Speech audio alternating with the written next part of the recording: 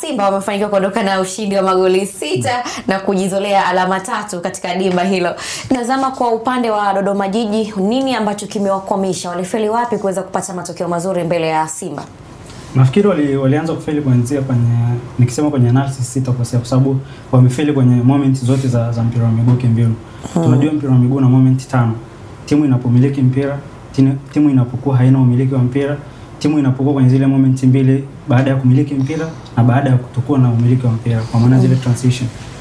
Wakati namiliki mpira baada ya kupoteza nimefanya nini? Wakati na wapinzani wetu wanamiliki mpira baada ya sisi kuwa na mpira tunafanya nini? Na hizo ni moment zile mbili za katikati, lakini kuna ile moment ya mwisho set piece. Ukiangalia moment zote hizo kwa siku ya leo, kwa upande wa Dodoma zilikuwa poor, kwa upande wa Simba zilikuwa bora. Kwa nini? Ni kwa sababu ya pande zote mbili. Kuna upande ulikuwa na mapungufu mengi na kuna upande ulikuwa na vitu bora vingi. Na umeniuliza kwa upande wa Dodoma, kwa hiyo nitaanza na moment ya kwanza. Moment ya kwanza ni Dodoma walipokuwa na mpira. Tulijua kabisa kwamba kwa siku ya leo Dodoma, kwa sababu ni second team, kwa sababu kwa ubora na karibia kila kitu imeachwa mbali na Simba, basi wasingechagua hiyo moment kuidominate. Bahati mbaya walichagua kuidominate. Kwa hiyo moment ya kuwa na mpira, walitaka sana wawe na mpira. Hali iliyotengeneza kupishana fulani hivi na Simba, walitaka kupossess sana. Ukiangalia hata build up zao walikuwa wanaanzia nyuma na ndio hapo walipoadhibiwa, kwa sababu ukitaka kumiliki sana mpira ina maana unataka kwa dominate Simba ukiwa na mpira, si ndivyo? Ukishindwa kuidefine tu hiyo moment, Simba wanakumaliza kwa sababu kucheza. Walikuwa wanapenda sana kuanzia nyuma na shape yao kuanzia ilikuwa na watu watatu nyuma, kwa maana Mukrimu Isa, Agustino Msata pamoja na Alan Geleka, lakini kwenye kuendeleza shambulizi walikuwa wanategemea Daudi Milando na Apolonare, lakini pia na Salmini Idi Hoza na Dickson Muhilo. Hiki kitendo cha kuattract pressure, umeattract pressure dhidi ya nani? Hujaattract dhidi ya Ken Gold, dhidi ya Kagera, umeattract dhidi ya Simba. Timu ambayo imekuzidi uwezo. Walichokuwa wanakifanya Simba ni kwamba sisi tutawapress haya. Na Simba walikuwa na press na Mkwala mbele. Of course walikuwa wanacheza na 4-2-3-1 yao kama kawaida. Kwa hiyo ilikuwa rahisi kwao. Nyinyi mnafanya build up kuanzia nyuma, sisi tutakuja kwa sababu mmetuattract. Nia wao kufanya build up kuanzia nyuma ina maana wanawashawishi Simba njooni mtu press. Sasa mtihani kwa wao kutoka kwenye ile pressure. Wameattract pressure kwao. Kutoka kwenye ile pressure inahitaji wachezaji bora zaidi ya Simba kwa uwezo, kwa sababu tayari numerical ukiangalia kwa idadi wapo wengi wao. Ni faida moja wapo ya kufanya build up kuanzia nyuma. Kwenye kila mstari wa kwanza ni watatu dhidi ya mmoja Mkwala. Mstari wa pili ni watu 4 dhidi ya watatu wa Simba. Kuna nyakati of course Simba Kagoma au Ngoma alikuwa anatoka na kuja kusaidia kwa ua, lakini nyakati chache sana. Nyakati nyingi wao ndio walikuwa speed kwenye mstari. Kwa hiyo kwenye kila mstari ukiangalia Dodoma ni wengi, mpaka ukiachana na ule mstari wa mwisho kwenye build up. Numerically kwa idadi kwenye kila mstari wapo wengi, lakini kuna faida ya wingi na kuna faida ya ubora. Je, hao wengi ni bora? Ukiangalia tu hizi Hoza, Milando, Apollo, Muhilo, pima sasa na Mpanzu, Kibu na Ua, kwa ubora wamezidiwa, si ndivyo? Kwa hiyo hapa Simba wakawa wanafaidika tu. Sisi tutapress, tutapokonya mpira, utakuwa aidha kwenye umiliki wetu au tutajibu mashambulizi. Kwenye hiyo ya kujibu mashambulizi walifanikiwa na moment ya kutengeneza magoli mawili. Kuna goli ambalo baada ya kupoka mpira Kibu, magoli yote aliyotengeneza Kibu, kuna aliyotengeneza kwa Jincha Zaua, kuna aliyotengeneza kwa Elim Panzo, si ndivyo? Yale yote aliyoassist Kibu. Kuna mpira ambao ulipokonya huko nyuma, Ngoma akaika mpira, Kibu na Aua akabadilishana, Kibu akaja akamasistia Panzo akafunga, si ndivyo? Kuna lile lingine pia Kibu alikuja akamasistia Aua akafunga. Yote yale ni moment baada ya kupora mali, si ndivyo? Lakini hii ni moment ya mapungufu ya Dodoma wakiwa na mpira. Kuna ile moment wao wamewapokonya Simba mpira, walikuwa wafanye mashambulizi ya kujibu vizuri. Kwa hiyo kwenye moment zote Dodoma wakiwa na mpira walikuwa poa. Lakini sisi tunajua timu ikiwa inapenda kufanya mashambulizi kuanzia nyuma inatakiwa iwe bora. Ijue kwanza itapokonya mpira sehemu yote uwanja, nyuma mmejiandaa vipi? Na maana hawakuwa na rest defense bora pia. Lakini pia wakati mmepokonywa mpira, reaction ya wachezaji wenu kwenda kugombania mpira tena inakuaje? Hiyo tunaita counter pressing, kwa sababu ndio mlikuwa mnamiliki sana mpira. Lakini recovery runs kama alivyosema Ray, walikuwa warudi. Dodoma pia kuna nyakati Simba walikuwa na mpira, si ndivyo? Wao walikuwa wanafanya nini? Kwa hiyo hapo unaenda kupata tena mapungufu yao ya wao wakiwa hawana mpira. Of course Simba kama alivyoelezea Ray walikuwa wanacheza na mfumo wao kama tulivyotaja mwanzo.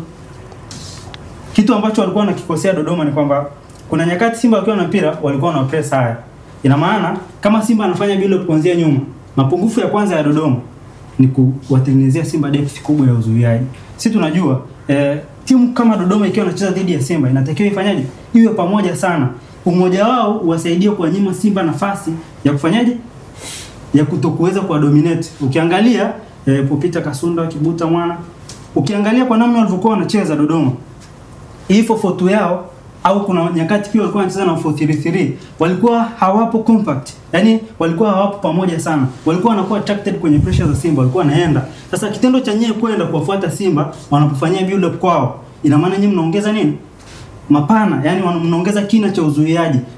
Nafasi kati ya mstari wa mwisho na mstari wa kwanza ikishakuwa tu ndefu, hawa wanakuwa wanapata chances za kuweza kumiliki mpira katikati ya mistari yenu ya uzuiaji. Kilichotokea nini? Kilichotokea kikaja kuwa dhahama kwao, kwa maana kwamba baadaye tu ikawa ni kazi rahisi kwa Simba. Simba wana build up mpira ukitoka kwenye mstari wa kwanza, wanaweza wakachezeana na mstari wa pili kwa sababu kuna nafasi. Ukinipa mimi kama mimi ndo mchezaji wa Simba, ukinipa muda na nafasi ya kuwa na mpira, nitapata creativity, si ndivyo? Nitapata ubunifu.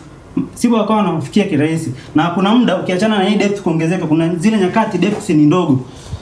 Ukiangalia kuna zile nyakati ambazo depth yao ni ndogo. Walikuwa wamefinya uwanja. Ndio nyakati Zimbo anakuja anashambulia space behind.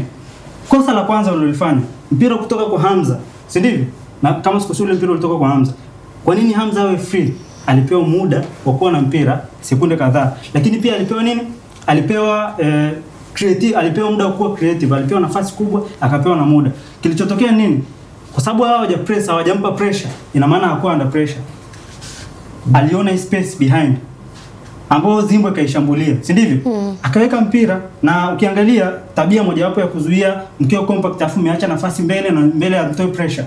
Mmeacha nafasi nyuma ya mstari wenu wa ulinzi na nyuma na huku mbele mtoe pressure. Ni kwamba huyu atakuwa creative kutafuta space au kuwatafuta hawa wakati kuna hii space. Na ukiangalia Zimbo alipokuja akaasist wakafunga. Kwa hiyo kwenye hii situation ya Zimbo kuja kupiga mpira, Zimbo alitakiwa na Kabo na Obata, si ndivyo? Lakini anakuja kujikuta Mpanzu yupo katikati ya mistari, anamfuata Muhilu, kuna hii space. Kwa hiyo naamini walikuwa pua sana kwa siku ya leo.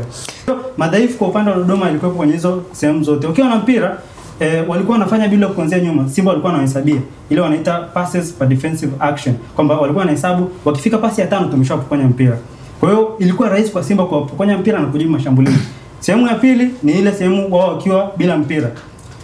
Kwenye pande zote kuna muda wanakuwa attracted, kuna muda wanakuwa pamoja. Pote walikuwa na mapungufu. Sehemu ya mwisho Simba wamekuja kumaliza mechi kwa Kibu kufunga set play, mipira ya kichwa. Ukiangalia kwenye ile set pieces, wakati kona inapigwa kwenye lile eneo alipofungia Kibu, hakukuwa na mchezaji wa Dodoma. Walikuwa wachezaji wanne wa Simba. Yaani wachezaji wanne wa Simba kwenye box lenu. Ina maana mjafanya ile wanaita zone marking vizuri. Kwenye ku defend set play na kufunga set play kuna kitu kinaitwa zone marking na man marking. Ina maana kwanza pale Dodoma hakuna mtu aliyekuwa na mtu wa Simba. Yaani hamna ile man marking, kila mmoja na mwenzake kwenye box. Lakini hawakujua huyu anaenda kupiga, mara nyingi anapiga mpira unadondokea wapi, si ndivyo? Ina maana hawakufanya ile analysis vizuri na set play. Simba wamekuja kumaliza mechi kwenye hali hiyo na wamefunga goli 6. Ni ubora wao, of course utauheshimu ubora wao kwa namna ambavyo wanacheza, lakini kuna mapungufu mengi kwa upande wa timu ya Meki Maxime, yalikuwa mengi. Kwanza ni kwa sababu hawajafanya analysis vizuri. Kitu cha pili, hawakuchagua game plan nzuri, plan yenye style ya uchezaji nzuri. Walipaswa kuwa compact na kusubiri counter attacks, wao wenyewe wameenda kufunguka kucheza na Simba. Lakini pia uwasilishaji wa wachezaji, Ray amesema ni kama walikuwa wanacheza kama walikuwa wamefungwa mawe miguuni, si ndivyo? Reaction zao uwanjani, nafikiri hapo hata kwenye tukija kuangalia man of the match kwenye mchezo huu wa leo ni nani? Kibu Dennis Prosper ameaffect scoreboard. Goli ni 6. Yeye kahusika kwenye 4. Lakini performance ya hawa watatu walivyokuwa wanacheza nyuma ya Milando na Apollo imekuwa superb sana. Na wote wamehusika na mabao. Aua ka assist mabao, kafunga mabao. Ka assist bao moja, kafunga mabao mawili. Elim Panzu kafunga goli moja, ka assist goli la Mkwala, si ndivyo? Namna walivyokuwa wanatafuta hii positional superiority nyuma ya viungo wa Dodoma, na namna walivyokuwa wanaweza kucheza na Mkwala nyuma ya mabeki wa Dodoma. Kwangu mimi hao wanne wote wamecheza vizuri. Sawa. Mimi kufikia hapo niweke nukta, nikwambie endelea kufuatilia vipindi ambavyo vinaendelea kuruka hapo, lakini kubwa zaidi ni kwamba weka notification